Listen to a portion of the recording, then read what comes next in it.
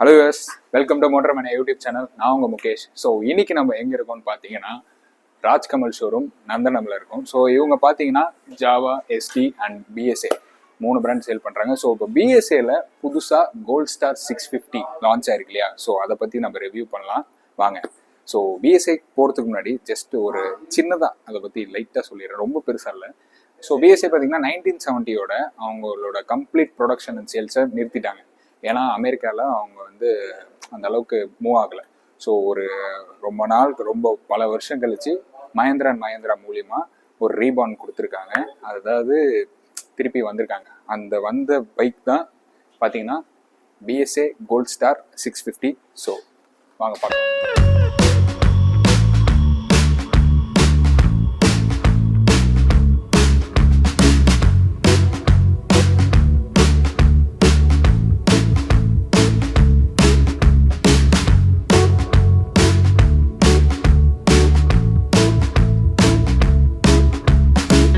PSA gold star பார்த்தோன்னே நமக்கு மனசில் தோன்றது என்னன்னா ஒரு ரெட்ரோ பைக்.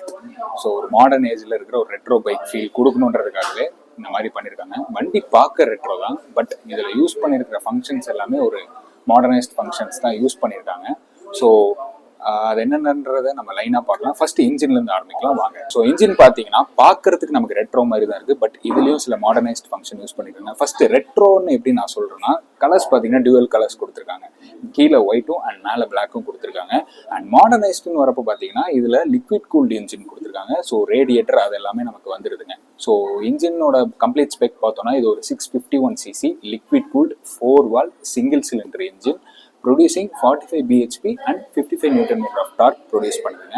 அண்ட் இதில் இன்னொரு ரெட்ரோன்னு ஒன்று சொல்ல போனால், ஓல்டன் டேஸில் நிறைய வெஹிக்கிள்ஸில் ஆயில் சம்ப் வந்து நமக்கு தனியாக தான் கொடுத்துருப்பாங்க.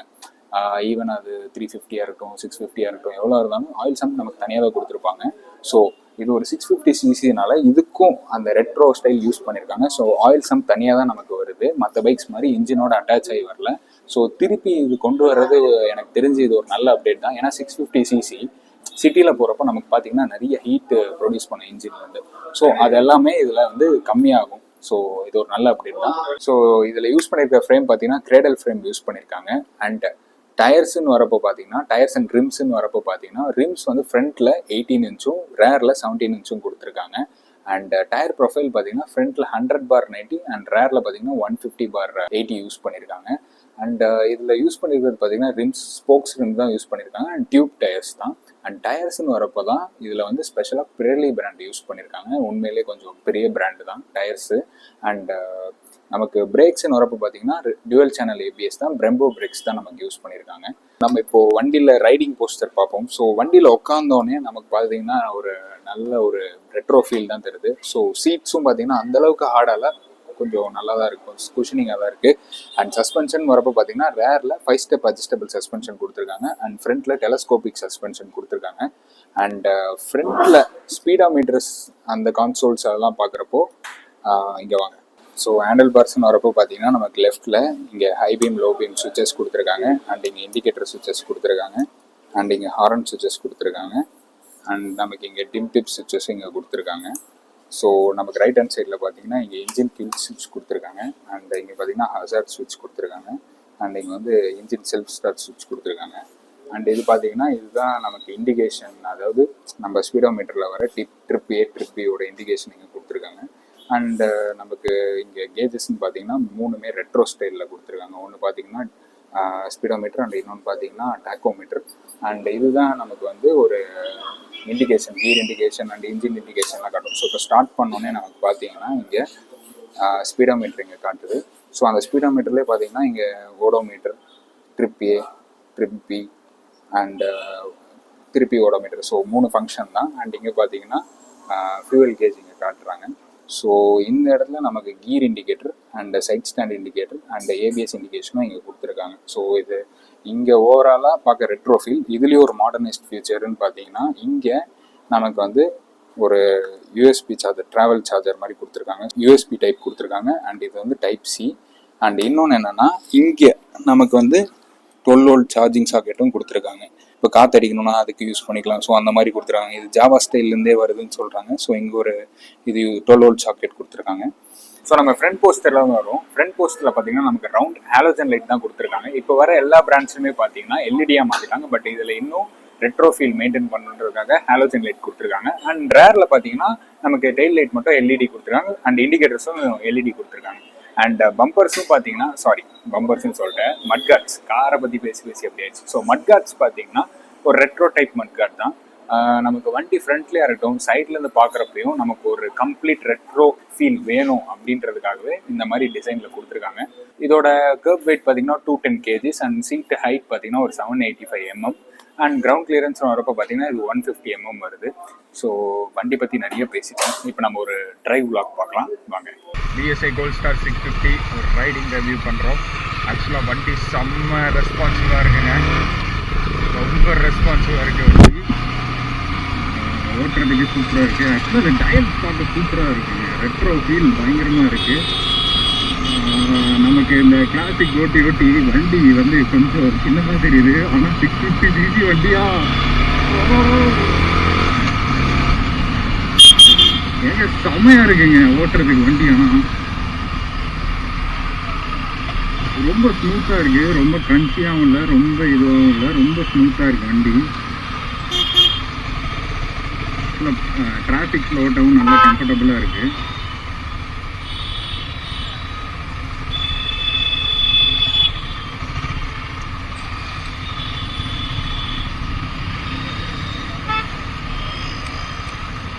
ஸோ இண்டிகேட்டர் ஆக்சுவலாக நல்லா இருக்குங்க வண்டி, கம்ப்ளீட் ரெட்ரோ ஃபீல் தான் தெரியுது வண்டி. ஆக்சுவலாக உண்மையிலே சூப்பராக இருக்குது வண்டி ஓட்ட. பீட்டும் நல்லா இருக்குது, பீட் நல்லா இருக்குது. எனக்கு இந்த டயல்ஸ் ரொம்ப பிடிச்சிருக்குங்க, ஓப்பனாக சொல்லப்போனால் சீரியஸாக சூப்பராக இருக்குது. டயல்ஸு நல்லா இருக்குது. இந்த இந்த 2 அன்லாக் டயல்ஸும் பார்க்க நல்லா தான் இருக்குது.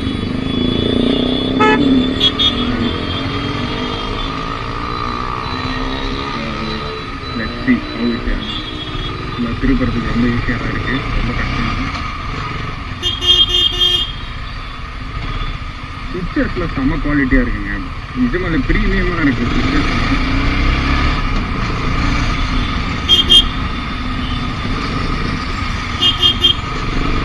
கார்னரிங்ஸ்லாம் ஈஸியாக இருக்குது வண்டி ஓட்டுறதுக்கு.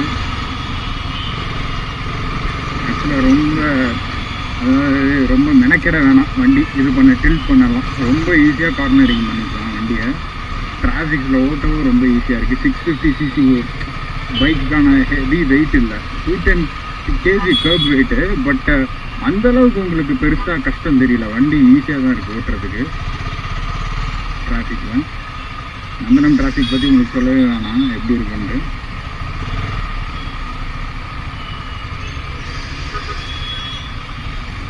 ஹீட்டு மட்டும் கொஞ்சம் இருக்குது, ஹீட்டிங் இஷ்யூஸ் லைட்டாக இருக்குது. ஏன்னா நிறைய பேர் டெஸ்ட் ட்ரைவ் பண்ணாங்க, நீங்கள் நம்ப மாட்டீங்க எத்தனை பேர் வந்து வந்துருக்கீங்க ஷோரூமுக்கு. எல்லாருமே டெஸ்ட் ட்ரைவுங்க, சீரியஸாக வந்தவங்க எல்லாரும் வண்டியை ஒரு ரவுண்ட் ஓட்டி பார்த்துட்டு தான் போகிறது. ஸோ அதனாலே ஹீட்டாக இருக்குன்னு நினைக்கிறேன். கிட்டத்தட்ட வண்டி ரன்னிங்லேயே தான் இருந்துச்சு, வண்டி ஆஃப்லாம் பண்ணவே இல்லை. எங்களுக்கே ஒரு 25வது ஆளோ 30வது ஆளோ நாங்கள் டெஸ்ட் ட்ரைவ் பார்த்துக்கோங்க அந்த மாதிரி. ஸோ இந்த வண்டி ரொம்ப தூரம் ரேடியஸ்லாம் ஓட்ட தர மாட்டாங்க. ஷோரூம்லேருந்து ஒரு 50 மீட்டர் ரேடியஸில் தான், 100 மீட்டர் ரேடியஸில் தான் ஓட்ட தருவாங்க. ஸோ நந்தனமில் நமக்கு இவ்வளோ தூரம் தந்ததே பெரிய விஷயம். ஆனால் இது எத்தனை ரவுண்ட் ஆனாலும் ஓட்டிக்கலாம்.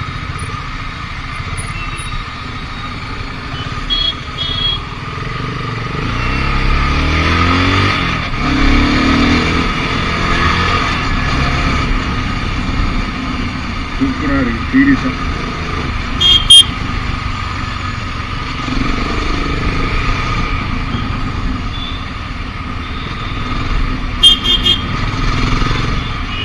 ஹேண்டிலிங் பக்காங்க, சத்தியமாக சூப்பராக இருக்குது. சிட்டிக்கு ஒரு லைட் ஹேண்ட்லிங்கோடு இருக்குது வண்டி. அதோட இன்ஜின் நாய்ஸ் தரமாக இருக்குங்க, ஒரு பழைய இன்ஜின் நாய்ஸ் வருவேன் அதே மாதிரி இருக்கு, நல்லா இருக்கு, இது நல்லா இருக்கு அந்த மாதிரி தான்.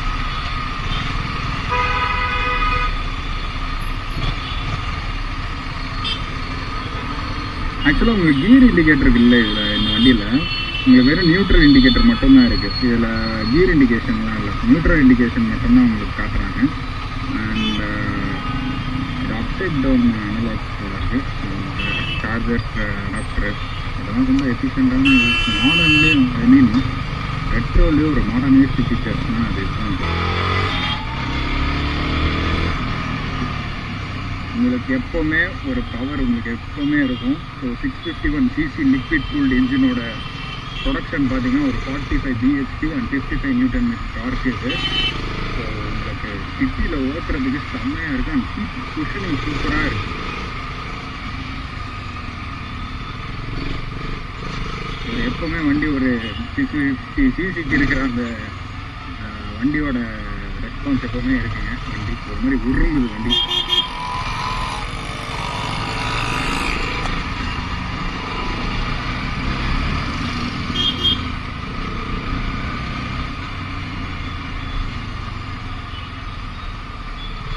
அண்ட் இதில் எக்ஸாஸ்ட் பார்த்தீங்கன்னா சிங்கிள் எக்ஸாஸ்ட் தான் கொடுத்துருக்காங்க. டியூவல் எக்ஸாஸ்ட் வரல உங்களுக்கு, சிங்கிள் எக்ஸாஸ்ட் தான் வருது. பட் நல்லா தான் இருக்குது, மேனேஜபிள் தான். ஒரு சூப்பரான ரைட் vlog முடிச்சிட்டோம். ஸோ டு பி ஃப்ரேங்க் வண்டி ஓட்ட செம்மையாக இருந்துச்சு. ஈவன் டிராஃபிக்ஸ்லேயும் அந்தளவுக்கு வெயிட் என்னால் ஃபீலே பண்ண முடியல. ரொம்ப லைட் வெயிட்டாக இருந்துச்சு. கார்னரிங்க்கு ரொம்ப சூப்பராக இருந்தது. இன்க்ளூடிங் அந்த பெர்லி டயர்ஸ் வந்து கார்னரிங் வந்து ரொம்ப பாசிட்டிவாகவே இருந்துச்சு. நம்மளை வண்டி வழுக்கி விடும் அந்த மாதிரிலாம் எந்த ஃபீலும் இல்லை, நல்லா இருந்துச்சு. ஸோ இதில் பார்த்தீங்கன்னா பேஸ் வேரியன்ட் ஸ்டார்டிங் ப்ரைஸ் ஒரு 3,60,000 வருது. And top end legacy edition பார்த்தீங்கன்னா 4,60,000. ஸோ இதுக்கும் அதுக்கு என்ன வித்தியாசம்னா கலர்ஸ் தான். ஸோ எனக்கு கேட்டால் இந்த வண்டி பற்றி கொஞ்சம் ரிசர்ச் பண்ணுங்கள். உங்களுக்கு இது தவிர்த்து வேறு எதாவது இன்ஃபர்மேஷன் தெரியணும்னா நந்தனம் கிட்ட இருக்கிற ராஜ் கமல் மோட்டார்ஸ்க்கு வாங்க. அவங்க உங்களுக்கு எப்பவுமே அசிஸ்ட் பண்ணுவாங்க. ஸோ இந்த வீடியோ இதோட கம்ப்ளீட் பண்ணுறேன். ஸோ உங்களுக்கு பிடிச்சிருந்தா லைக் பண்ணுங்கள், ஷேர் பண்ணுங்கள், சப்ஸ்கிரைப் பண்ணுங்கள், மறக்காமல் கமெண்ட் பண்ணுங்கள். இன்னொரு வாட்டி சொல்கிறேன், மறக்காமல் சப்ஸ்கிரைப் பண்ணுங்கள்.